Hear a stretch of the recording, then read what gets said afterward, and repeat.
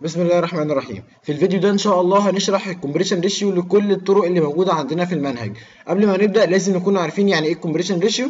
يعني عباره عن السايز بيفور على السايز افتر، يعني نسبه التصغير اللي بتحصل في الفايل عندي. طيب تمام، خلينا متفقين اول لما نيجي نبدا ان انا عندي السايز بتاعي اللي هيديهوني دوت. لو هو ما كانش محددهولي في اي طريقه من الطرق فانا هفرض ان هو 8 وهبدا اشتغل بيه. لو هو هيفرضهولي يبقى انا هشتغل بالرقم اللي هيدوني على طول. جميل. اول طريقه عندنا عباره عن الهوفمان ديت. الكومبريشن ريشيو بتاعها كان عباره عن ايه؟ عباره عن ان انا عندي هنا السايز بيفور بتاعي هيبقى فيه عدد العناصر اللي موجوده عندي في السايز بتاع العنصر الواحد على الافريج. الافريج هنا كان بيساوي ايه؟ بيساوي اللينس في البروبابيلتي لو انا هشتغل بالبروبابيلتي، او هيساوي اللينس في الكاونت لو انا هشتغل بالكاونت. ونفس الكلام بالنسبه للان، يا اما هحط مجموع البروبابيلتي اللي هو هيبقى واحد، يا اما هحط مجموع الكاونت لو انا هشتغل بالكاونت. طيب مثال عليها عباره عن ايه؟ ادي الشكل بتاعي اهوت. الهوفمان كان عباره عن جدول بشتغل بنورماليزد او بالبروبابيلتي على طول. جميل.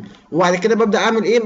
عندي هنا في الهوفمان انكودنج تيبل هبدا احط عندي هنا الكود وعندي هنا اللينس بتاع الكود. يبقى انا عندي هنا الان دوت لو انا بشتغل بالبروبابيلتي يبقى هحط اعوض عنها بواحد. جميل. لو انا هشتغل بالكاونت يبقى هحط مجموع الكاونت.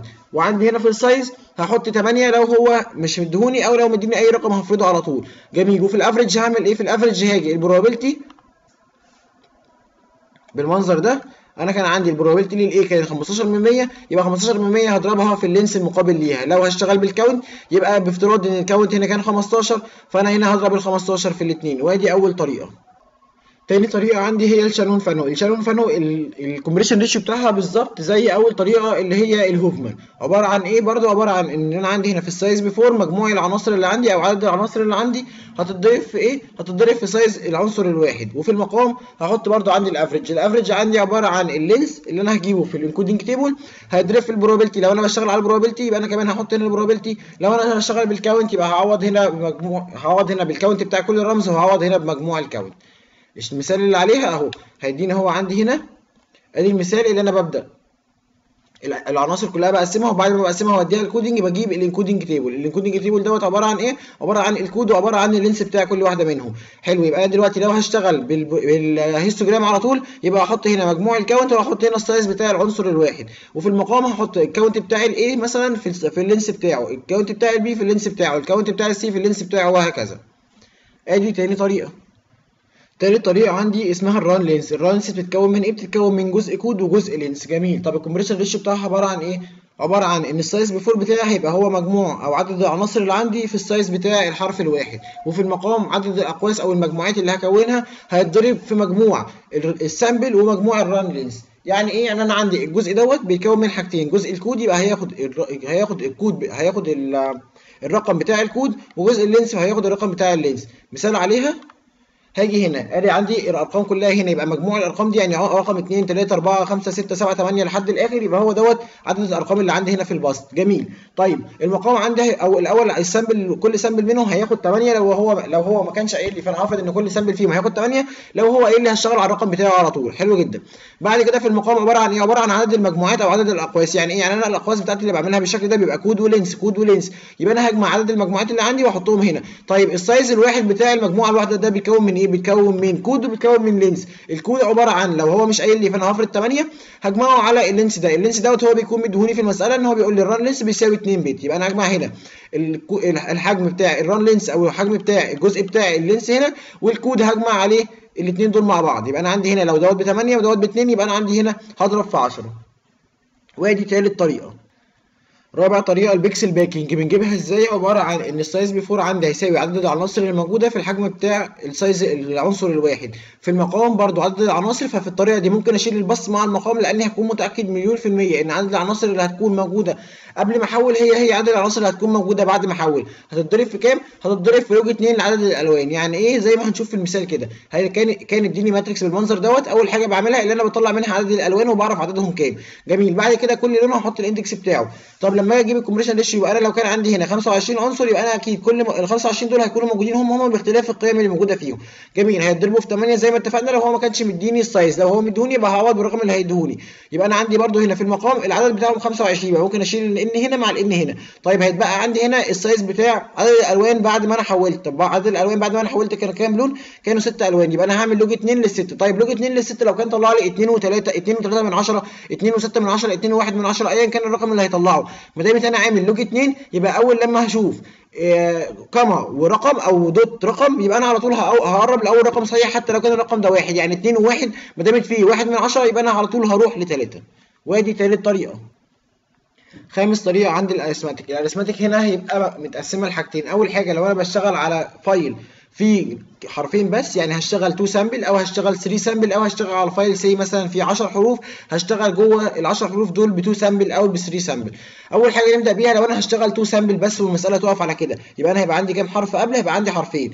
نفس الكلام ال 16 دي عباره عن ايه؟ عباره عن السايز اللي هو مديهوني. هنا كان فارض ان كل حرف عباره عن هياخد 16 بت، يبقى انا هيبقى عندي هنا حرفين في ال 16. طيب في المقام هعمل ايه؟ الحرفين دول اتفكوا بالشكل دوت كده. الشكل ده عباره عن ايه؟ الشكل ده عباره عن 0 علامه 0 1 1 1 0 1 0 1. هبدا اعد الزيرو وال1 من بعد الصفر والعلامه الاولانيه. يعني انا عندي هنا 0 1 2 1 2 3 4 5 6 7 8. يبقى انا عندي 8 ارقام. ال8 ارقام دول من غير الكما والصفر، يبقى انا الكما والصفر مش بحسبهم معايا، يبقى انا هحسب من بعد الكما.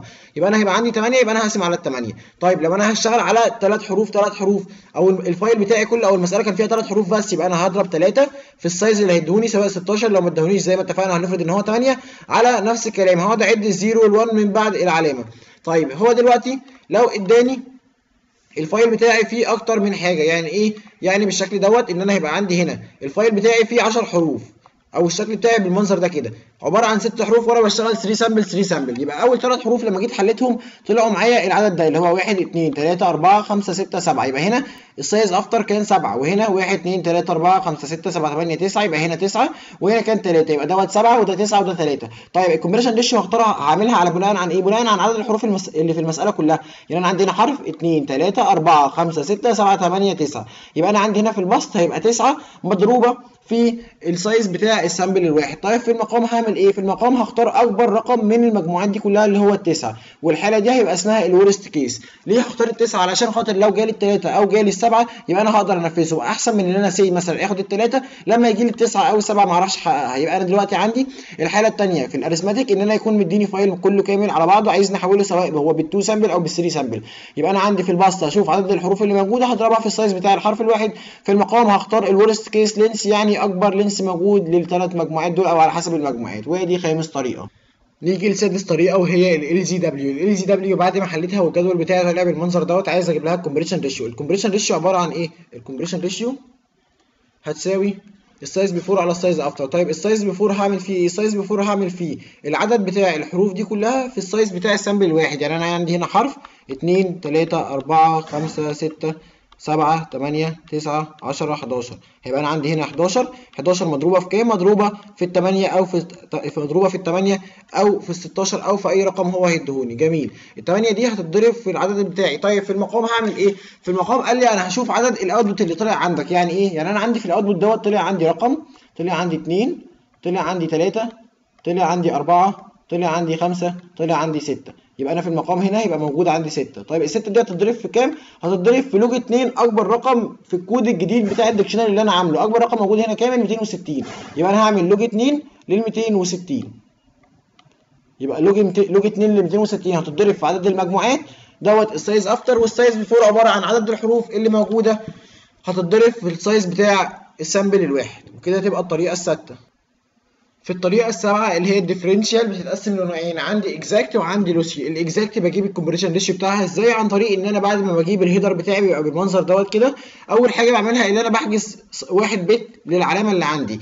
طيب انا عايز اعرف عدد الخانات اللي هسجل فيها الارقام دي. هعمل ايه؟ هروح اشوف اكبر رقم موجود عندي، هروح اشوف 2 باور كام يقدر يجيب لي اقرب حاجه للرقم اللي انا عايزه دوت، او لوج 2 لل 15 هيطلع لي كام واقربها لاول رقم صحيح هيطلع لي 4. يبقى انا دلوقتي عندي هنا عدد العناصر اللي موجوده قبل هتروح مع عدد العناصر اللي موجوده بعد، لان انا كل عنصر هيبقى ليه رقم مثيل ليه قدامه. يبقى انا عندي الان هتروح مع الان، هتبقى عندي السايز بيفور اللي هو احنا هنفرضه 8 اول رقم اللي هو هيديهولك، والسايز افتر اللي احنا هنقسمه لحاجتين عباره عن 1 بت للساين و4 بت لكل رقم موجود عندي. عرفته منين؟ عرفت ان انا شفت عندي هنا ايه اكبر رقم انا استعملته عن طريق ان هو بلس رقم او ماينس رقم، لقيته ال 15. يبقى هعمل حاجه من الاثنين، يا اما لوج 2 لاكبر رقم واقربه لاول رقم صحيح، او ان انا اشوف 2 باور كام هيديني اقرب حاجه لل 15. وكده تكون اول جزء من الطريقه السبعه مشروع. تاني جزء في الديفرنشال هو اللوسي. اللوسي بيبقى عباره عن ايه؟ عباره عن ان هو بيكون مديني اصلا الكومبريشن ريشيو، وانا ببدا هقسمها لايه؟ هقسمها السايز بيفور على السايز افتر، وبعد ما اجيب السايز افتر هبدا اقسمه لجزئين، جزء واحد بيت للساين والباقي هيروح للديفرنشال. طب الديفرنشال ده السايز بتاعه، عايز اعرف هو هيقدر يشيل كام رقم، يبقى هعمل 2 باور المساحه هيديني الرقم. يبقى انا عندي هنا عدد البيت اللي هيشيلها عباره عن 3. طيب يبقى 2 باور 3 هيديني 8، يبقى انا عندي هنا هقدر اشيل لحد 8، يعني من 0 لحد 7. يبقى انا عندي هنا في الاكزاكت انا اللي بجيب الكومبريشن ريشيو. طيب في اللوسي هو بيكون مديني الكومبريشن ريشيو او السايز افتر عشان اقدر اقسم ليها 1 بت للساين وباقي الارقام تكون للنمبر العاديه.